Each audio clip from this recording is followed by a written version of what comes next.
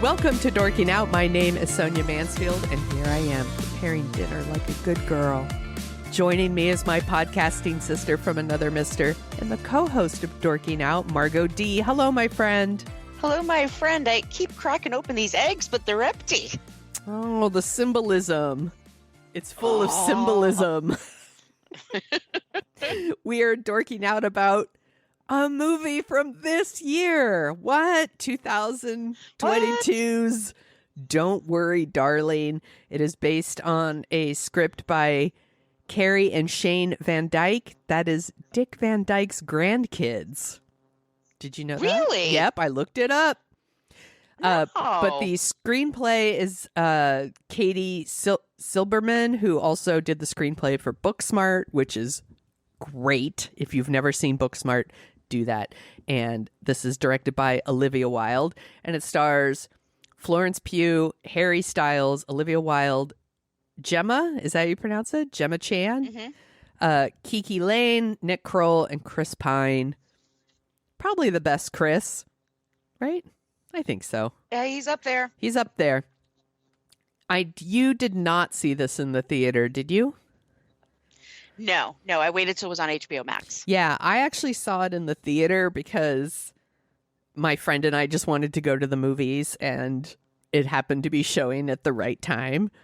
And I saw it in the theater, but let's go back a little bit. You and I were obsessively following the press coverage of this movie, though. Mm-hmm. Because there's not much else going on, so yeah. Yeah, there was so much drama around the coverage of this movie. Like, Olivia Wilde hooked up with Harry Styles while she was still with Jason Sudeikis during filming. And then, like, her and Florence Pugh had a huge falling out on the set. And there's rumors that Florence Pugh has actually directed a good chunk of this movie. Shia LaBeouf was, like, cast at some point and dropped out, fired or quit, depending on who you believe. So there was all this drama, and it goes to like the Venice Film Festival, and then it's like Harry spit on Chris Pine, and like all the like it was bananas, and I was like obsessively watching all of it. And then I went and I was like, this movie's going to be a train wreck. And I went and saw it in the theater, and I was like, I think this movie's fine. Like, all the bad press I had heard, I was like, I don't think this movie is terrible. Which that's our okay glowing recommendation. And then you watched it, and I was like, let's talk about it on the show. I think it would be a really fun conversation. So I watched it again, and I was like, I think this movie's very interesting and almost good. Like, and I know that doesn't sound like praise, but I would watch it again right now. Like, I think it's watchable. I think it's very watchable. I mean, I was 2/3 in. I was like, why does Sonia like this? I was really, and then I hit a turn with it, and I'm like, oh, don't take it so seriously. Why so serious? Don't be serious. just. It's not going to make sense. There's not going to be, I just knew it's not going to make sense. There's going to be no real payoff. It looks great. And I think 10 years from now, there are going to be these think pieces of people that really like this movie for whatever reason. I'm very, I want to see what Olivia Wilde does next. I think she has a gorgeous vision here. Yeah. It looks great. And I think the acting, most of it is really strong. Yes. Just to fine. I mean, it's a nice group of actors. I don't think the story's that original. I think if you really want to go to the source, you want to go to the Stepford Wives 75. Right. That's where they're leaning towards that, and then they're also leaning into Jordan Peterson. We'll get to that section and why it doesn't work. But there's enough here that works for me that I would watch it again too. And I think people are going to get dressed up at Halloween in costumes for this. They're going to cosplay. I think it's going to I really think it's going to, and I don't say that about a lot of movies lately. The last couple of years, I haven't seen anything that really was like, I'm going to watch this again and again, except for Black Panther, maybe. Yeah. But this one, I'm like, yeah, I'd probably watch it again. I will admit, like, there's a lot about this movie that is going to work for me because I love that aesthetic of it. Like, I love the clothes and the look and the houses and the mid-century modern like furniture and all that. Like, I love that stuff. So Me too. so the look of the movie is 100% my jam. I think that there's some very, very interesting ideas in this movie that I don't think it like nails, but I think it's interesting to think about.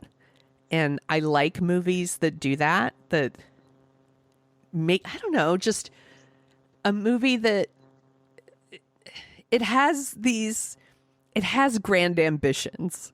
Let's say that. Like, you know, and it doesn't succeed at all those ambitions, but I think it plants some seeds where you can think about stuff. And I like that in a movie. It's better than a lot of other like movies that we get a lot of movies by like film by dudes. I'm just going to say it, by dudes who make movies like this that are like faux deep, I guess, you know? And I feel like a lot of critics fall all over themselves to praise these movies. And I don't think she got a fair shake. No, they get praised for their ambition. Yeah. She gets knocked for not hitting it. Like, she's swinging for the fences and it doesn't always land, but it lands enough for me that I feel like she did have a passion for it. Yeah. For the subject and what they're trying to do. But there's lots of movies that don't hit everything they're supposed to. Yes. You know, you only have a certain amount of time you can film something. It's not like Stanley Kubrick could take 2 years. I'm talking about Eyes Wide Shut, which I'll talk about on another show, but for what she's doing, and I think the acting is incredible, the art direction is incredible. I think for an independent film, I mean, it had a decent budget, 30 million, which is actually independent nowadays. That's pretty, and she made the money back. I think hopefully she'll get a chance to do this again. I know, right, Max, I know, because a lot of male directors get chances over and over and over again. And I don't think female directors do.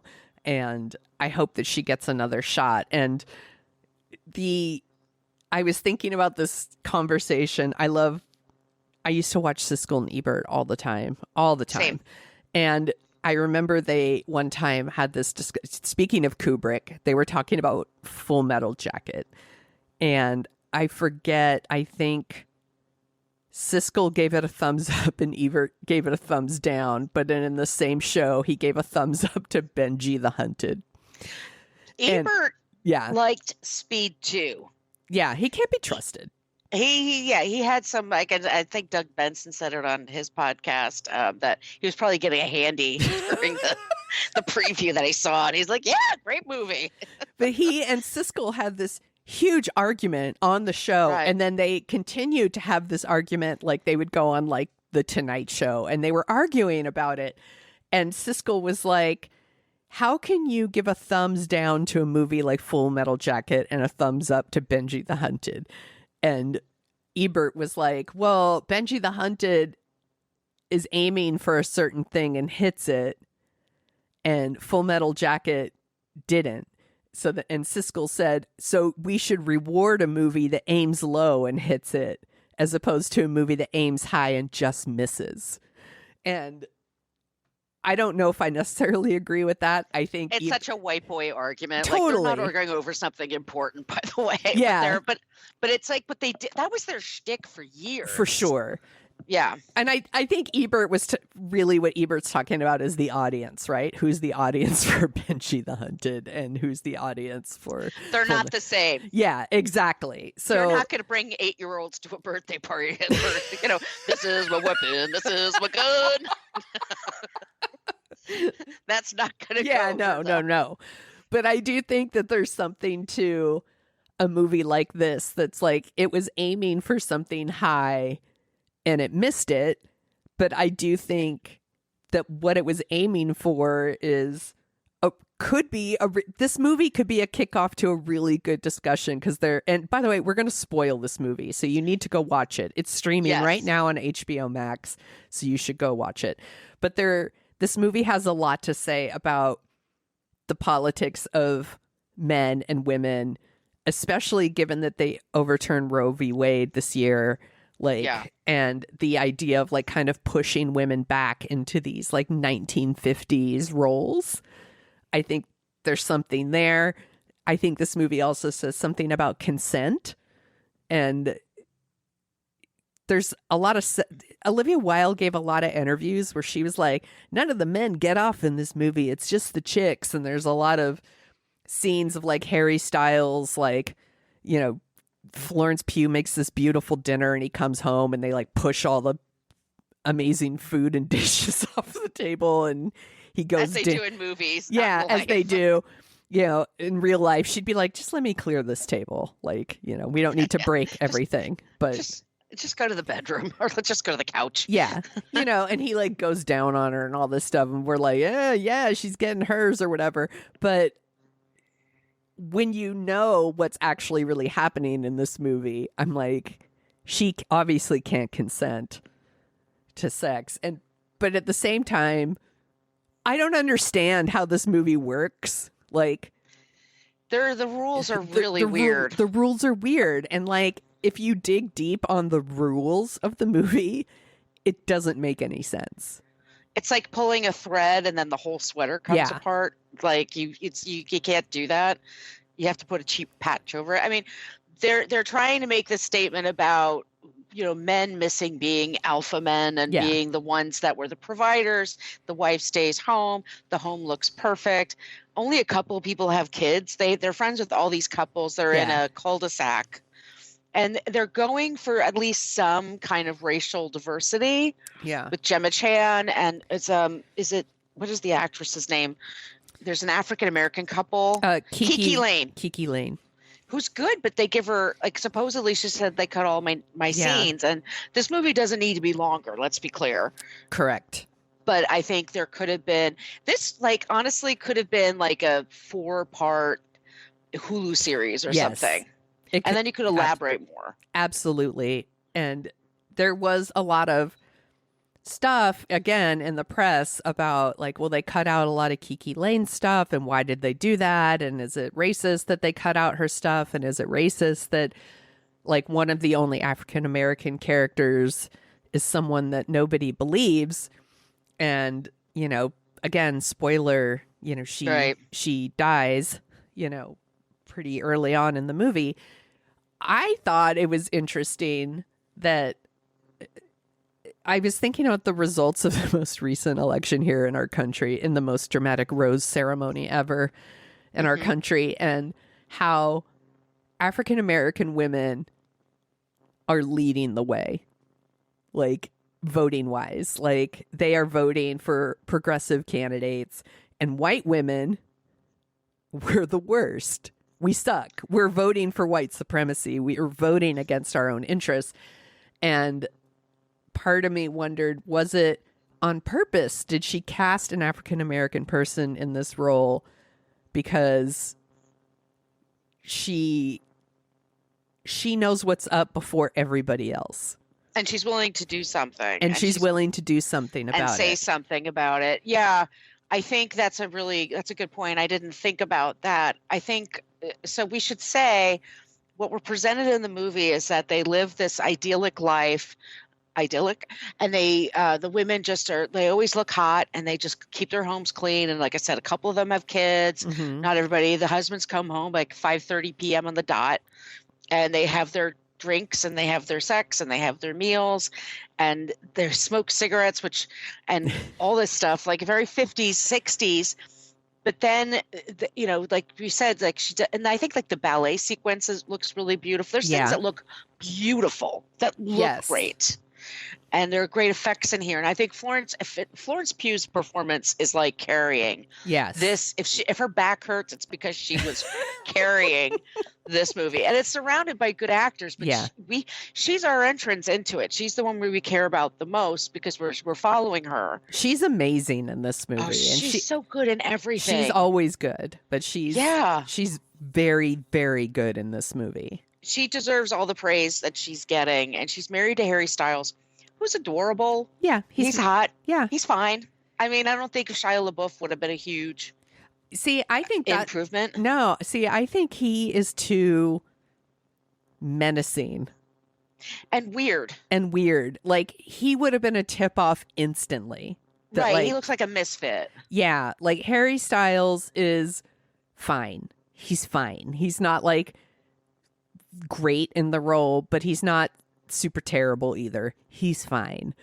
Shia LaBeouf would have been a tip off immediately that something was wrong in the world because he's just that's an actor who comes with baggage, whether we like that or not. He does. Yes, And- like Jack Nicholson in The Shining. Exactly. The criticism is Jack's always crazy. Yeah, there's a reason you cast someone like a Harry Styles for this role because Harry Styles is cute and comes across as very progressive and harmless, I guess. And charming. And charming, like kind of like in Promising Young Woman, how she cast all these actors who always play nice guys to play these dudes who say they're nice guys, but they aren't. I think that's why you get a Harry Styles for a role like this. You know, this is why she could have cast a Bo Burnham in this role. Like, again, the like nice guy who isn't really that nice, you know? Right. And that's so they live in this, and she gets little hints here and there. Like I said, there's a scene where she's cracking eggs and there's no, and I'm like, but what's the point of that? Like, that's a really weird, Yeah. that's not normal. But she's realizing, she's seeing things in the mirror at her dance class. She's hearing things.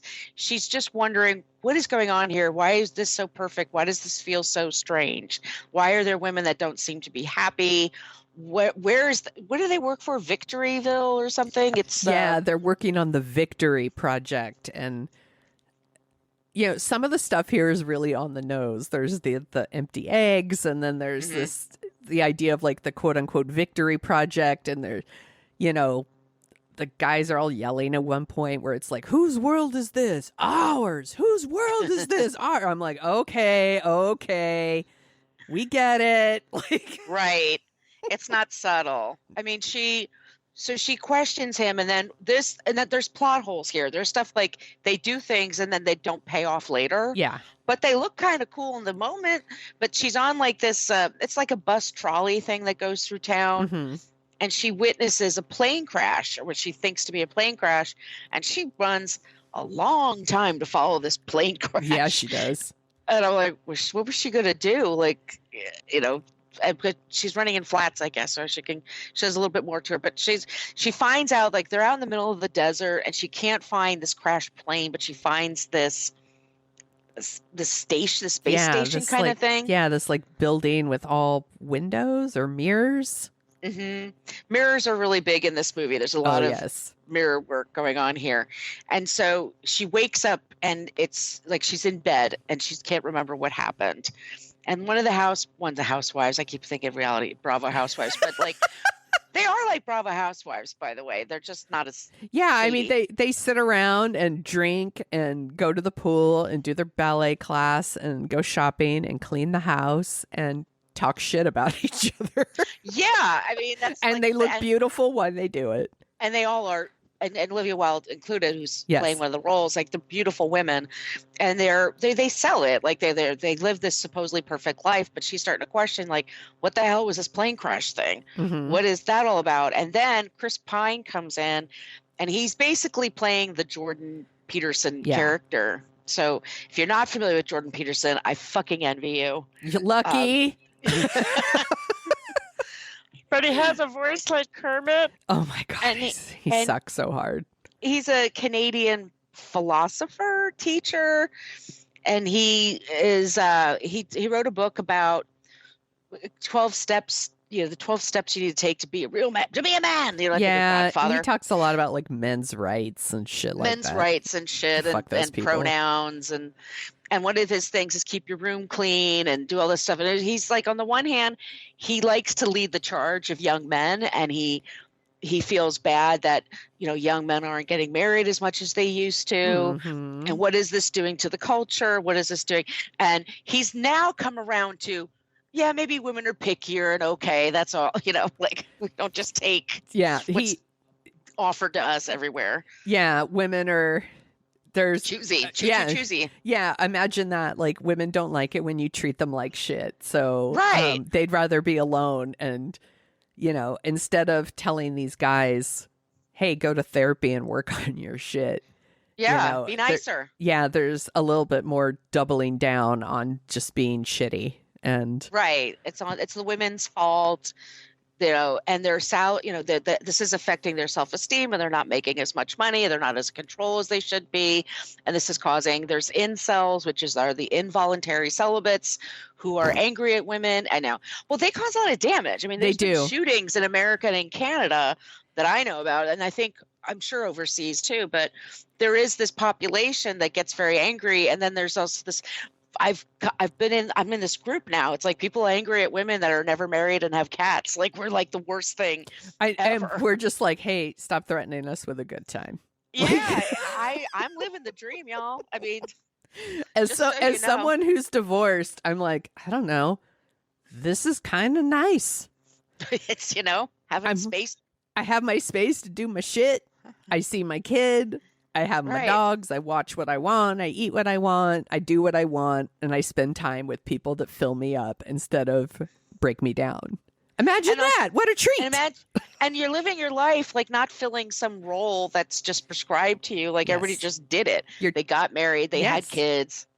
Are you gay or not? Who cares? Just get married and have kids. Right? Yes, it was expected. This is what you do. And there is women were taught to pour their energy into someone else. And we're taught at a young age, especially with shows like Sex and the City, where dating is such a huge, important factor, and putting up with lousy men to find the good one kind of thing. Being picked is most important. Being picked is most important, and also being the one that could fix somebody. Yeah. And men get sold in this idea too, and then they get all disappointed because like, wait, nobody's here to fix me. It's like we're saying you got to do it yourself. I'm doing it myself. You got to do it on your own. Anyway, Chris Pine, he's the leader of this group of Victory, and he's far more handsome and smooth than Jordan Peterson. Very true. So it makes more sense. Like, Jordan Peterson, who like nowadays is kind of falling apart and crying in his interviews, and he does these diets where he only eats meat, no vegetables, and then he was in a coma in Russia. I mean, these things are true, by the way. Everything I'm telling you, I'm just scratching the surface. It's bananas. Please don't contact me. I don't care about his real story. If you think you've got a better, no, we don't. We don't care. We'll block you. I'm a single cat lady. You can't get to me. I'm impenetrable. But he comes over to the house and he's sort of selling on, don't we have it great here? You have this beautiful home. You've got, getting great sex from your husbands, and you get to shop, and, you're just being taken care of. And then you take care. Isn't this the way it's supposed to be? And he one point confirms to her, Florence, that she might be onto something. Yeah.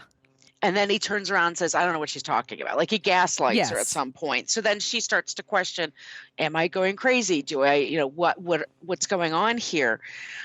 And this movie, like I said, it's about the 2/3 point. I was like, I'm not going to try to make sense of this because I don't think they don't have their arms around it so much. Right. They needed more time to really, if they wanted to take this up a level, it needed more storyboarding, more figuring out, because there's just, like we said, like the plane crashes and nothing happens. Like, there's just lots of things that go on that it's just like it just sort of disappears. After this, by the way, she's starting to they give her electroshock therapy. She tries to run away. So awful. And they have these men in red jumpsuits that like grab her, and it's very scary. I mean, stuff like that is super scary. And then she gets this electroshock therapy. She comes home and her memory's going in and out. And she's, once again, we are spoiling, and this is like a brand new movie, so prepare. But anyway, as she's in a state of dreaming or whatever, she sees her husband in their real life, which is in New York. And he's, they truly try to ugg him up, like Harry Styles. They give him greasy hair and glasses, and he's all slumped over, and he's like this unemployed tech guy. And I'm like, What tech is what you need. I mean, but he's unemployed. His wife is working as a surgeon at a hospital. She's like a successful doctor, but she's on her feet all day, and she does these shifts, like 10, 14-hour shifts. Yeah, and she said comes home. she said she worked like a 30-hour shift, and she's got like 6 hours till the next shift or something. And he left dishes in the sink, which I would lose my I didn't shit too. eat because I didn't know what you wanted. Grow up. Eat something if you're hungry. I don't know how to take care of myself. So then she realizes that he joined this community, and what they're doing is they're putting her under some kind of sedation in a coma state or something. And he wakes up and works at this thing all day, and then when he comes home, he kind of wakes her up, and then she's in this house. So all of her ambitions are gone. They're not making money from that. She's not a doctor in this world that she's living in with him in Victory Land or whatever the hell it's called. Victoryville, whatever. But Victory Place? I don't know. Victoryrama? He's working, not her. And it's all about, like, isn't this better? Doesn't this feel more stable? Don't you feel more safe? She's like, well, no, because my neighbor just died by suicide, and there's all this other crazy shit going on, and I don't know. But I don't think so. And all of that stuff is super confusing to me, because I'm like, is she eating? Like, is she pooping? Like, is she like? You and I've been in hospitals. We know what it's like. I'm like, yeah. I'm like, how? She's just sitting there with these like things with her eyes propped open, like, you know, Clockwork Orange, looking at this like dancing girls video that they're playing on the screen that I guess is hypnotizing them. And I'm like, and it's somehow taking them to a joined delusion, or I guess, you know, is this like a metaverse kind of thing? I don't understand how it works. And again, the rules do not apply, because there's also like the woman, Kiki Lane, who like kills herself, and she had also wandered into the desert with her son following a plane, and then her son is dead now, but she's like, they took him away. And I was like, well, what is it? Did he just never exist? I don't know. Yeah, it's this metaverse, like you said. So she realizes that Chris Pine is basically watching all of them whenever he wants. So at one point, Harry Styles is having this great sex with her, Florence Pugh, that we keep being told by the director in her pre-interviews, which somebody should have. I think she realizes now that probably wasn't her best talking point. Yeah. Because it turns out she's being watched this whole time, and she's not really giving consent. Yes. Because she's on a bed, like all knocked out. Don't her muscles atrophy if that happens? Well, and I'm like, so how are I'm like, is he fucking her? Is he raping her in the real world? Like, I don't understand. I don't understand the rules. We don't get the rules. So there's like, at one point, Chris Pine is watching them have sex, and Chris Pine's a baddie. Yes. And Gemma Chan is his wife, and she's really good in this movie. She's very strong. But anyway, so Florence, I'm sorry, I can't remember the character names. I've only watched it once, so I can't. I'm sure Annie? Alice. It's Alice. So Alice says, like Alice in Wonderland. Oh boy, that's a little on the nose, right? Mm-hmm. She says to her husband, like, what the fuck, dude? You've knocked me out, and you put me this. And he said, well, you were working so hard. We never have time together. I did this for you. Yeah, I did it for you. I did it for you. And then they kiss, and then he strangles her. He tries to strangle her. So she kills him. Yeah. Because bye. So, yeah. And when you kill someone in this, like, fake world, you die in the real world. Which again, like, means that she's now lying on a bed next to her husband's, like, rotting corpse, I guess. And again, like Weekend at Bernie's, like, she's it's some serious Weekend at Bernie's shit going on there. But again, like, but then there's kids here. And I was like, but the kids aren't real? Well, so Olivia Wilde is her neighbor that she could talk to. And I would be Olivia Wilde. I want to, if it's a phony world and it's bullshit, I want to be able to smoke because I miss smoking sometimes. I was a heavy smoker for a while. So I was like, yeah, I'd be her. But so there's somebody like, and I watched a bunch of videos about people reviewing this movie.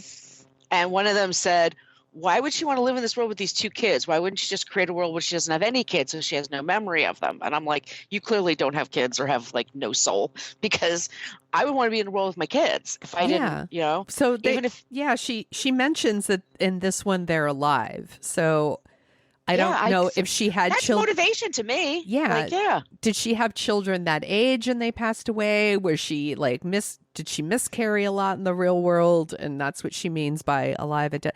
I don't understand any of that stuff either. But yes, I understand, like, you understand her motivation at that point. Like, yeah, if you're a woman with a soul, you understand that motivation. It confused this one YouTuber I watched. But I get it. But go ahead. Sorry. No, you. But she also supports Alice. Like, she's like, look, we got something good here, but if you want out, I'll help you get out. And then, so Chris Pine comes home to his wife, Gemma Chan, and says, yo, shit's getting real here. You're paraphrasing. Yeah. I think that would have worked better, frankly. I think that the dialogue is a little weird sometimes, not very realistic. But basically he's like, yeah, look, shit's going down.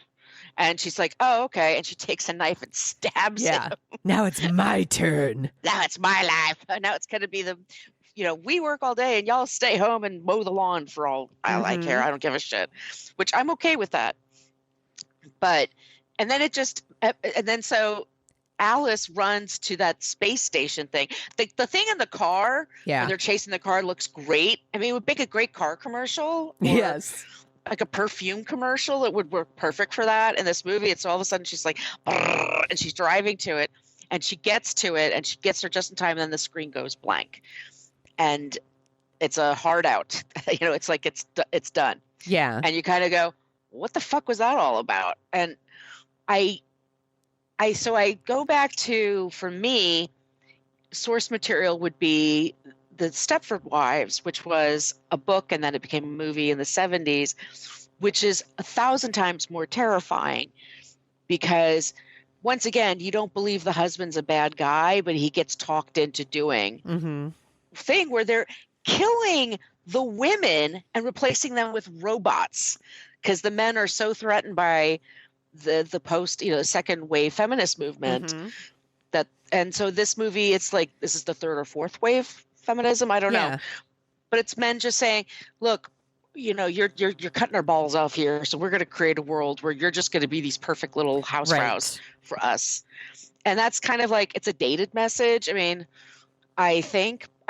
maybe it is relevant to now. But I think setting it in a time and place and then having it really take place someplace else is confusing. Yeah. And I don't have to have everything explained to me. I like a little mystery. I'm totally okay with that. But I think in the editing process, they took some storyline out or something that could have, contained a scene that explained things better. Yes, exactly. Again, like, I guess I needed the rules a little bit more clearly defined. Yeah. I do think the message of controlling women, putting them back in their quote unquote place, like that works. That stuff works for me. I get it, especially now with Roe v. Wade and all that. You're right. But there's also a diversity thing here, because normally, like, these incels that we're dealing with in the real world, they're not just sexist, they're usually pretty racist too. And the racism is not a thing here, which, is fine. It wants to tell a certain story, I guess, but it's hard to divorce the sexism from racism for me. Right. But again, like, I appreciate so much what the movie's trying to do. I don't think it succeeds Um, I Not fully. but it works sometimes, and it works just enough for me to like watch it again and take something from it the second Yeah. time that I didn't get the first time. I I need to just admit that I like the movie is what it is. Like I like it. I think it's interesting. I was on F This Movie this past week, and Patrick Bromley is the host, and I said I saw it. He goes, "Oh," and I said I liked it. He went, "Oh," because I think he's not used to people saying that they like this movie. I found it watchable. I do want to watch it again, and I think I'm going to have my favorite scenes with it. Yeah, and I'll put it on for that. I think maybe if you watch the movie a dozen times, it'll make more sense. Or maybe if they release, I don't know, a Blu-ray version with extra scenes, right? Maybe that'll help answer some questions. It's got its own pace. There's nothing like it out there. Right. And we haven't, and then it's not since Stepford Wives do I think they even like, because they had a redo of the Stepford Wives, which wasn't good at all because they really just took away the teeth out of it. Like these men want their women dead. They don't want their women thinking at all. Right. Well, and that's what's happening in this movie too. Like right. That's what I mean. They're just to look pretty and like clean their house and all of that. They lie to themselves and say like, I'm doing it for you.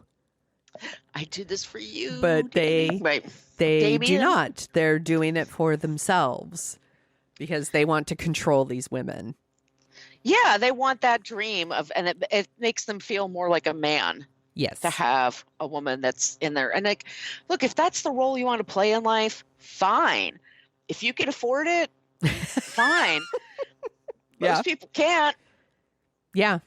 And you have no idea what life has in store for you. Let me just tell you, as someone who's been through some shit, you have no idea what life has in store for you. And if you don't actually love and respect the person you're married to, I can't imagine that being an easy thing to navigate. Yeah. Well, I think that's something a lot of, it's funny you say that. I just saw this video. I saw it on TikTok. Of course, I saw it on TikTok, where a man was saying how he talks to his friends about their wives. And he's like, they don't like their wives. And he's like, they love their wives, or they say they do. He's like, but they don't like them. And I was like, this is so interesting. Like, I thought you were gonna say something else, Sonia. I thought because sorry to interrupt you, but it's to your point. There's another video I saw. It was on Twitter, but I'm sure it's on TikTok as well. But there's a group of dudes talking, and they're all the Jordan Peterson vibe-ish kind of thing. And one of them says, it wasn't until I was with my wife for 10 years that I realized, damn, she's really smart. Like she knows what she's talking about. And when I married her, I loved her, because she was hot and she was good to me and, was going to be a good wife and a mother. But he said, I didn't really see her as her own. It took 10 years. And I'm like, you married a person? That's bananas. That's fucking bananas to me. Yeah, women don't do this. Women don't like marry dudes that they don't like, do they? Maybe they do. Sure. Actually, maybe they do. I'm going to take that back. I'm sure, but then you're counting, because I know this has happened to some people that I know, like they're counting on, I want to stay home. I don't want to work, which I get. I respect that game too. Yeah, I get it. Working sometimes is a pain in the ass. Memos are annoying. Meetings are annoying. Well, also if you have multiple kids and they're running a household is work. It's total work. I'm not denying that. Yes. So, but, if you can do that, if you can afford it, and you could do it, and you're happy with that, good for you, man. Exactly. But once again, a lot of people just got laid off. Yeah. In the tech world recently, not just at Twitter, but at a bunch of other places. Mm-hmm. These are people who make good livings, and they maybe got some severance. Yeah. But you never know like what's going to happen. And to count on like, I'm going to marry this person, then I don't have to, and there's, you know, the election results are a thing. Like some women get married and like, what does the husband say I should do? Yeah, there's some stuff going around from Fox News reporters saying like, we need to get these single women married so they'll start voting conservative. And I was like, oh my God, they're saying the quiet part out loud. Right. So like, we need to get these women married so that men can tell them how to vote. Yeah, because that's how it was. Damn.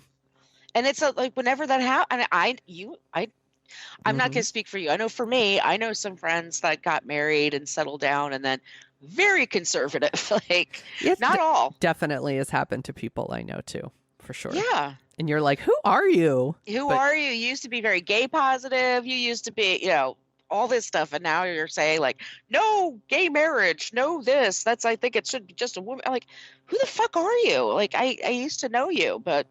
I think COVID opened up a lot of people's eyes about their relationships when you are both, when you are both working from home.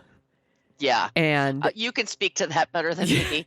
The division of labor becomes very, very apparent when there's no office to go into and you are both home and there are children around and you're navigating like online schooling and things like that. I think that's why there's this huge increase of women who are like, I think I'd rather just be alone. Because they want to take that energy and focus it on themselves. And I was like, and that's great. And there's, by the way, I don't mean to sound like all marriages are trash or like all relationships are trash. They are not. They, you know, there are definite pluses to being in a relationship and and picking the right person. And you're like, you need to be a fucking team, man. It needs to be more. It needs to be more than just my wife's super hot and she does the dishes. Like, it needs to be more than that. My dad completely adored my mother. Aww. And my mom was really beautiful. She was always beautiful to me, but he would never talk about her that way to other people. I mean, because he liked that she was smart, that she was her own person, that she was feisty and stood up for herself. Like, it's not... Yeah. You know, and your parents have been together. I saw your mom posted on Facebook. They've been together over 50 years. Like, and I have friends in great marriages, and I'm like male, female, some same sex, some not. I mean, it's just it's great if you could find somebody. I'm always flabbergasted when I hear somebody say like, oh, I don't really like her very much, but she was hot. I'm like, you went into a marriage? Do you know like how much work it is to get out of those things? If you're not Giselle Bundchen. Fact. Hey, I like fucking someone and I like paperwork. I'm gonna get married. It's like, yay! And then I want to give up half my shit in 10 years. Exactly.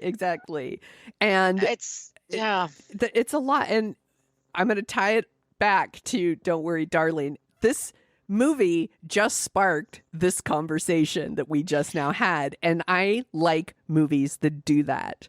Yeah, I think it's a success. This movie has a 38% on Rotten Tomatoes, and I'm like, that is fucked up. Like, okay, I think who do you think really doesn't like it? Men. sorry, men, but I do. Sorry, but I do think it's mainly men.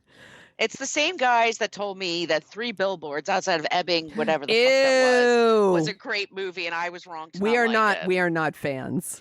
No, but it's those dudes. Valid. They're like, it doesn't. She's swinging. This is the thing. Men get praised for ambition. Mm-hmm. When women get praised, if we're lucky, for accomplishments. Yes. And even then, like, only so much because they don't want to give us a big head. So I think like she's doing something really ambitious. And she's also someone who's like insanely beautiful and she's been successful. And I think people want to knock her down a peg. Yeah. You're not perfect. Yeah. Look at you. Your actors are spitting on each other at the Venice Film Festival. It's like not what happened. It's so funny though. And you know, how many men directors like, you know, Quentin Tarantino, like, Uma Thurman was injured on his set. Yeah. nobody ever says to him, like, you should, I don't know. He's had some interesting failures too, but he's allowed to. The person I always go back to is Guy Ritchie. Guy Ritchie has been given all the chances. All the chances. I think, honest to God, Sonia, they're like, bring Ritchie in. If only they want him to bitch about Madonna. I think, because I would actually want to be in that meeting. Maybe. Oh, let me tell you about my ex. Yeah. And I'd be like, yes, please. Please do. Please do. Yeah. They get, and not all men get all the chances. I mean, Hollywood is a place where you want to make money. And if you don't make money, but this movie made money. I think the rule is you're supposed to make 3 times the amount of your budget. And so it was like 30,000 and made 70.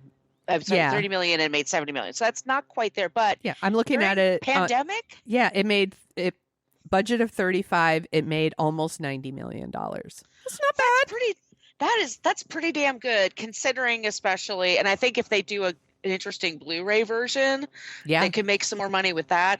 I think like I said, I'm going to stand by this. I think 10 years from now, on the 10th anniversary, there's going to be some, if we still exist, if we haven't blown ourselves up by then, there's going to be interesting think pieces. And I think I saw a video on TikTok of a woman who saw Olivia Wilde at a Harry Styles concert. R.I.P. to the relationship. We wish them well. But did you hear? I sent you that text last night. You did. Yeah. But the press tour's over. So here we go.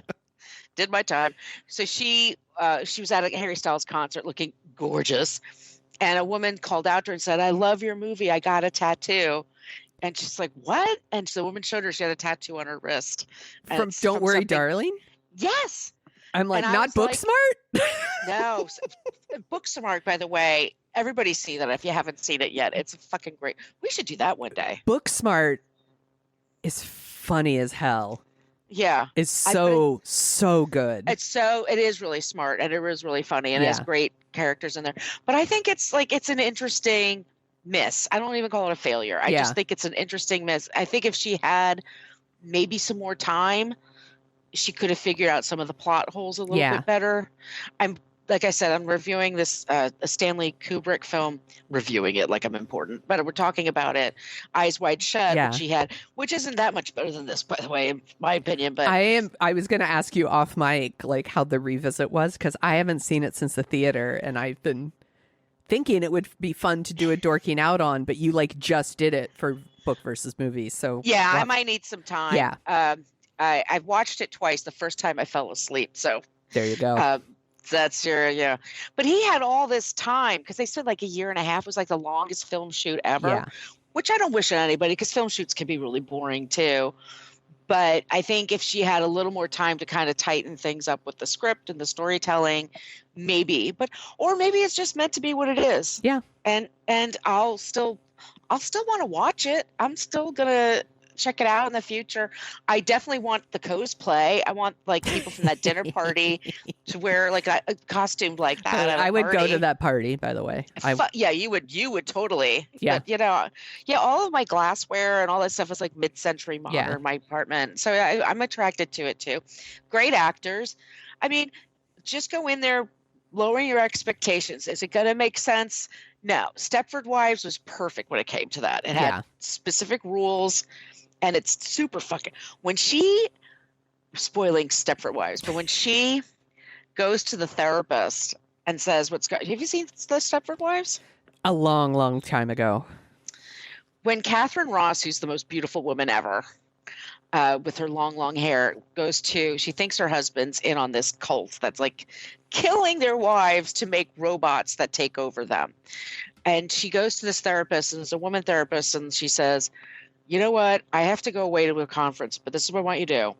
Pack your shit, get your kids in a car, and leave now. Mm-hmm. And so this is the first person that's telling her, you're right. And she goes home, and the kids aren't there, and her husband's like, I need to take you to the meeting. And the dread. You're just like, no. Oh, man. So they don't have that here as much. It's much prettier, and it's because that's like 1975. Yeah. I mean, but the film looks great. I don't know. The music's good. It's a really interesting experiment. And I think if you don't go into it with high expectations, like it's going to be the next Kubrick, you're going to be fine. I want to see what else she wants to do. Yes. I'm really interested in that. And I think she's like visually an interesting director. Yes. She also can direct actors well. And she'll do the press. She'll go on any talk show. Obviously, if she's out there stumping for this movie with everything that was going on and all the stuff that she knew was going to come at her for this. She was served papers by her husband when she's at a convention of theater owners, like, which is a big deal. Yeah. Like the biggest probably moment in her fucking life is in her career. And she still went ahead anyway. Yeah. Like, I want to see that person continue. Yeah. I think these two movies show that she is very talented. Yeah. And I want to see what she does next. And I think that this movie is better than a 38% on Rotten Tomatoes. I think more people need to see it, and more regular viewers. And this is the case where I think just reviewers, sometimes they just decide not to like something. Yeah. I think it became a joke. Yeah. And like, who can write the best review that slams it? Yeah. Yeah. Who can write the funniest thing or make the funniest video? And I was watching the videos and I'm like, this just doesn't look as terrible as they make it think it is. No. So that's why I finally watched it. And I'm like, oh, it's pretty good. Yeah.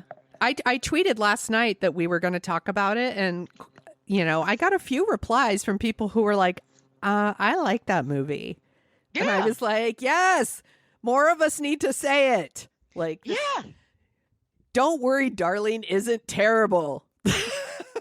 Where's my shirt, Super Ryaki? Get on it. Don't worry, darling, isn't terrible. Olivia Wilde, if you're listening, keep going. Yes, keep going. Don't listen to the haters. You're interesting. You have you're very talented, and don't let anybody shit all over you. We rarely talk about movies that are brand new. Right. So that's also what's part of it too. Like normally we have something that has more of a history to it, so we could talk about, and this happened after this, but this time we have to kind of like, well, bye. No. I thought you would like to hear what are the highest grossing movies so far this year. Oh, absolutely. I want to hear that. Okay. I'll start at 10 and work my way up. So Elvis. I liked Elvis too, and a lot of people shit all over it. Yep, you love. I thought it was fine, and I was interested, but I didn't love it as much as you. But I love that you love it. Yeah. Black Adam. I don't even know what that is. I know people talk about it, but I don't know what it is. I'm sorry. It's a movie with The Rock. Oh. Sonic the Hedgehog 2. Is Jim Carrey in that one? Yes. I do like Jim Carrey. I haven't seen either of those. I haven't seen this yet either. Black Panther Wakanda. Black Panda. When did that come out? That's adorable. Black Panther Wakanda Forever. Did you watch it yet? No, it's not on Disney, I don't think, right? It's still in theaters? Yeah, I think it's just in theaters, and I've been sick, so I haven't been able to go see it yet. Yeah, Sonia's been sick, and I've been at some events recently where there's like, I was at an event the other night where there was like 50 people in a small room, and I don't think I caught anything from it, so I might be ready now, finally, to go to a theater. What? It's gonna happen. What's happening? Some other movies, Thor, Love and Thunder. I'll watch it eventually. Yeah, but... I saw it. It's fine. Like, again, there's people that like really love it, and there's people that super hate it. And I was like, it's fine. The Batman. No, that wasn't good. No, and another one that either you super love it or you super hate it. It wasn't for me. That's okay. Minions: The Rise of Gru. No, surprisingly, no, I haven't seen it. I haven't. I'm stoked. My son does not give a shit about the Minions, and I'm like, yes. You've raised him right. That's right. Jurassic World Domination. I heard it was terrible. Yeah, I haven't seen it yet. I didn't watch it. Doctor Strange in the Multiverse of Madness. I didn't see that one. I didn't like it. I actually like Thor: Love and Thunder more than Doctor Strange. Oof. And I really wanted to like Doctor Strange. And number one, we talked about this one, Top Gun Maverick. Great movie. Perfect movie to see in the theater. Look, Tom Cruise, fucking lunatic, but Yep. he knows how to make movies, y'all. Yes, he does. That movie made so much fucking money. It is the number one movie by a lot. Like, it's made $300 million more than number two. It's made a lot of money. Yeah. Do you want to hear the top 10? So we'll see which ones we know. Okay. So this is because Sonia and I are in the olds. We're Gen X. So are any of these on the Yacht Rock station on Sirius XM? No, they're all new songs. Well, let's see. There's one old song that's new again. Okay, so number 10, I Like You, a Happier Song, Post Malone. Nope, don't know it.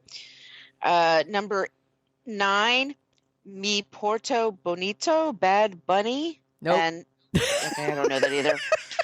God, we're old. Wait for You, Future featuring Drake and Thames. Nope. Nicki Minaj, Super Freaky Yes! Girl. I know this one. Song too. That song's awesome. I just listened to that song today. All right, I know one. Yay me. Yay, Sonia. Okay, sorry. Okay, so 7, Nikki Yor and Daisy, Sunroof. I do. Oh, I know that one. So sorry, that was 6. Okay, so 5. Sorry, the numbers are right next to each other from last week to this week. Okay. I'm sorry, this is from September 3rd, 2022. Number 5, Beyonce, Break My Soul. I know that one too. That's I know a that good one. song. Number 4, Kate Bush, Running Up That Hill. I love that song, and I'm so happy that it was cool again. Yeah, same here. Okay, so number 3 is Steve Lacy, Bad Habit. I don't think I know that one. I don't know that one either. Number 2, Lizzo, About Damn Time. Yes. Love that song. Perfect song. And number 1, Harry Styles, As It Was. I know that one. I know that one too. Nice. We knew like 4 of those top 10 songs. Good job, us. That's better than we normally do. That's a good list. Let's take a break and then we'll talk about what else we're dorking out about.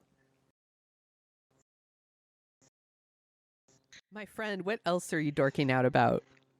So it's been a couple of weeks because we took a week off because you were sick, and then we had Adam, and when we have a guest, we usually don't have this section. Correct. So I'm catching up a little bit. So on Netflix, Great British Bake Off, they found a winner. I'm happy with the winner. Me too. I was happy with that winner. I was a little bummed at the who was in the final, but I'm always that way because when they make that cut right before the final, it's always someone that I was like, they should have been in the final too. But I like the winner. I don't know if we want to spoil it, but I was happy with that pick. Yeah. Well, it kind of works anytime. We could release this anytime. So. This is true. The Crown, the new season of The Crown. Ooh, how is it? It's a little uneven. Okay. So they have Dominic West playing Prince Charles, which is LOL, like in his fucking dreams. Please. Right. I can't. I think I haven't watched the last episode because I think that's where, spoiler, Princess Diana dies, and I don't really want to relive Spoilers. that. Enola Holmes 2, really good. Oh, I watched both of those. I was on my recovery island, so I watched both of them, and they're both like really, really enjoyable. She's so amazing, Millie Bobby Brown. Yeah. Speaking of amazing, Falling for Christmas with Lindsay Lohan. Yes. What did you think? Loved it. Me too. Loved it. Look, it's not good. It's not good, No. But it's exactly what it's supposed to be. And I'm happy to see Lindsay Lohan doing well. Yes, same here. And then I saw a documentary that I don't know if you've heard about, and it's a French documentary. It's called Who Killed Little Jeffrey? Oh, no, I don't know this one. Little Jeffrey? Oh, fuck me. Okay. So it's about it's about a kid. It's sad. It's dubbed in English. So it's a little Jeffrey, I think that is. God damn it. Anyway, so it's about a kid who's abducted from his home and murdered and broad daylight in the countryside of France. And it's like one of those things, like his mother was like washing dishes or something, and he was out front, and he's like 4 years old, maybe. And so then the village, so the family, there's a bigger family. That's the story here. And there's people getting phone calls and letters from someone called so they say the crow in French, but in English they keep saying the raven. So I'm like, are ravens and crows different? But anyway, but somebody in the family, it's sort of like that when we were talking about for What a Creep, Westfield, New Jersey, where they had somebody, the watcher, calling someone. Yeah. It's the same kind of thing here. Like someone's calling family members and they're just like, you're an asshole and this is what you did in the past and I'm going to teach you a lesson. So this kid dies. And then they can't figure out who did it. And there's family members trying to turn on one another. And there's somebody that's a suspect, but he's not convicted. And then the husband kills him. And then he winds up in jail for a while. And then there's a judge that's like really it's like really dirty judge that's like fucks up the case. And this happens in like 84 or 85, and they still don't know who did it. Whoa. And it's really interesting. It's not like a pick me up. I mean, you need something to watch. It's like 4 episodes. Space them out if you're interested in true crime. But I thought that was really interesting. I think it's a little Jeffrey. Okay. On HBO Max, The Vow, they've gone back. Oh yeah. It's really good. I was like, what, 5 episodes of this? Like, what the fuck are they going to talk about? The guy's in jail. By the way, Sonia, his jail is 2 miles from my apartment. Oh, well, you should go visit him. It's next to a Costco of all things. It's a federal prison where I go to get yourself a $1.50 hot dog, and I get my $1.50 hot dog and my 10 rolls of toilet paper and whatever. Yeah. Anyway, The Vow, they go back and they actually talk to some women that we've talked about on What a Creep, and some of them have like realized, oh, he's an asshole, and some have not, which is interesting. On Hulu, I watched God Forbid. Oh, that was on too. Yeah, that was on my list of stuff to bring up. What'd you think? It'll make you angry. It gives me the Angry Birds. Yes, I was like, fuck these people and what they get away with. The people who yell the loudest are the biggest freaks. Are the biggest offenders. Like, fuck Jerry Falwell. First of all, Jerry Falwell, he could always fuck off, and his kid is a piece of shit too. They're garbage people, and we're going to talk about them in What a Creep. We'll do a nice father-son duo episode. And Real Housewives Salt Lake City, fucking bananas. So bananas. I love this show. Nothing happens, but at the same time, everything happens. I don't know how to explain it better. I don't know why these women continue to double down on being friends with garbage people. They all suck. Yeah. Like even Heather kind of like... Heather was the one that I was like, at least she's normal. She's just as crazy as the rest. They're fucking lunatics, and it's great. It's super fun. They actually like have a choir that people audition for, and they do it American Idol style, and like seriously 6 people are auditioning. It's what is going on here? And then they're going to take a group trip, and normally on Real Housewives they go to Mexico, or they do something interesting. They're going to San Diego. Yeah, they can't go anywhere because Jen Shaw can't leave the country. Because she's been convicted of like fraud, and she's going to be sentenced around Christmas time. Yes. It's great. On Peacock, Below Deck Adventure. Oh, how really is good. It? All right. They've got 3 episodes up there. A captain who's also Australian and is a boss. All right. And takes care of some shit. It's got some good stuff. And they're in Norway, which is beautiful. Oh, okay. Also, A Friend in the Family, Peacock. It's about the case. It was a documentary on Netflix, and I think you remember this. It's a woman that was kidnapped by a family friend twice. Abducted in plain sight. Yes. Yes. And this is her story. And it's got Colin Hanks, and it has New Zealand, the chick from the Pianos, Anna Paquin. Anna Paquin, and a really good cast. But and the guy is a real fucking creep, and I can't remember him, but he was in the HBO show, The Lotus. Oh, White Lotus. White Lotus. Thank you. Sorry. And then I just want to say thank you to the people who've had me on their show recently. F This Movie. Yay! I did an episode about Moonstruck. This Ends at Prom. They're big fans of ours. They want to come on this show one day. Oh, that would be super fun. I said we'd love to do that. Yeah. We talked about Heaven Help Us. The True Troubled Waters podcast. That was really fun. I sang a Thanksgiving song and I did terrible. I can't wait. The Alarmist. We talked about Kitty Genovese. We've talked about that on What a Creep. And the Brooklyn Daily Eagle did a story about me. So sorry to be self-indulgent, but I just wanted to say you are not self-indulgent. That is awesome, everyone. Margo's book is out right now. It's called Filmed in Brooklyn, and it's awesome. And I'm so proud of you, my friend. And I'm so happy that like you got to go on all these podcasts, and I love a lot of these. So I would be listening anyway. And now I get to listen, and you're going to be on there. Yeah. And a lot of them are like, we want to come on Dorking Out and talk about a movie. I'm like, yeah, anytime, man.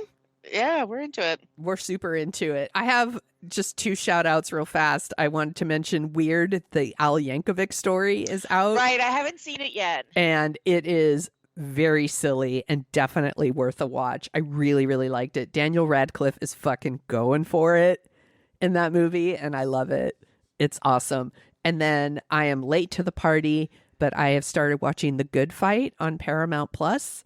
Is that good? Yeah, it's the sequel series to The Good Wife, which I only watched every once in a while. I didn't consistently watch, but I love Christine Baranski, and I was not feeling well and decided I needed a legal drama in my life, so I started The Good Fight, and it opens with her like watching Trump win the election and just being like, oh, fuck this, and it like just kind of goes from there, and that's what The Good Fight is, basically. It's fighting like Trump and Trump policies and things like that. So the show like ticks a lot of boxes for me. I'm really enjoying it. And I know that it just finished its run. So I can watch it all and finish it in a timely fashion. It's really good. I recommend. So that is it. Margo, where can people find you on the internet? You can find me at Brooklyn Fitchick for Twitter, as long as that exists. I did, that's going down in fucking flames, and that's been interesting to watch. I don't know, did you see that thing? I think I posted in the Facebook group where somebody has that they put up a sign, like with, they have the symbols that go across it's next to it's at the corner. Yeah. And basically somebody like, they're quitting by the droves there. Yes. And somebody wrote up and like called Elon Musk, like, he's a privileged baby and he is a terrible boss and just he's a shithead. Anyway, I signed up for an account at Mastodon. I haven't really used it very much, but if you're on Mastodon, follow me at Brooklyn Fitchick. That's my thing for Instagram. My site is brooklynfitchick.com, and I'm on the TikTok at Margo Donahue. You can follow her on all the things. All the things. You can find me at thesoniashow.com and The Sonia Show on Twitter and Instagram, Facebook, and TikTok. I did set up a Mastodon, and I am just under Sonia because I could get it. So why not be the Sonia on something? I should have done Margo, because people keep asking me, what does Brooklyn Fitchick mean? I'm like, I used to teach fitness, whatever. But anyway. But if you like Dorking Out, you could leave us a review wherever you listen to your podcast. That would be awesome. It helps us find our people. You can email us at dorkingoutshow@gmail.com. We have stickers. If you would like some stickers, please email us. We take requests. Send them our way. dorkingoutshow@gmail, like I said, also on Twitter and Facebook. You could go there, but it's mainly people that complain that they don't like our language. So, too bad. Fuck that. Yeah. Fuck that noise. So, this was fun. I'm really glad that we did something new and interesting. There was a lot to talk about with this one. I think like we're the Siskel and Ebert of the 21st century, y'all. 2 thumbs up. 2 thumbs ups from us.